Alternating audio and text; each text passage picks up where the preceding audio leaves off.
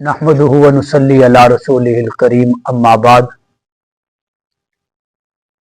आज की गुफ्तगू में हम नबी करीम सल्लल्लाहु अलैहि वसल्लम के खून मुबारक की पाकीज़गी और आपके बोल बराज की पाकीज़गी के मसले पर गुफ्तगू करेंगे। एक मर्तबा नबी करीम सल्लल्लाहु अलैहि वसल्लम ने सींगियां लगवाईं और हज़रत अब्दुल्ला बिन ज़ुबैर रज़ी अल्लाह ताला अन्हु को अपने जिस्म मुबारक से निकला हुआ खून प्याले के अंदर दिया कि जाओ इसको दफना कराओ। हज़रत अब्दुल्ला बिन ज़ुबैर वो प्याले के अंदर खून लेकर चले गए दफनाने के लिए। कुछ देर बाद वापस तशरीफ लाए। आपने पूछा, ज़ुबैर, अब्दुल्ला दफनाए? अर्ज की कि जी बिल्कुल, मैं आपके खून मुबारक को दफना आया।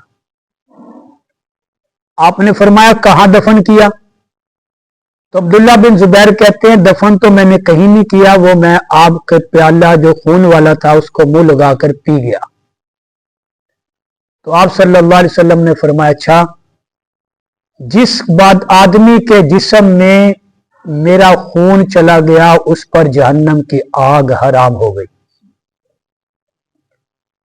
तो नबी करीम सल्लल्लाहु अलैहि वसल्लम के खून मुबारक के मुतालिक हमारा ईमान है, अकीदा है कि वो पाक था। और इसी तरह आपका बोल बराज कि आपका बड़ा छोटा पेशाब दोनों वो भी पाक थे। तो यही हमारा अकीदा है, इसी पर हमारा ईमान है कि नापाक कोई चीज भी अल्लाह ने आपके करीब आने नहीं दी।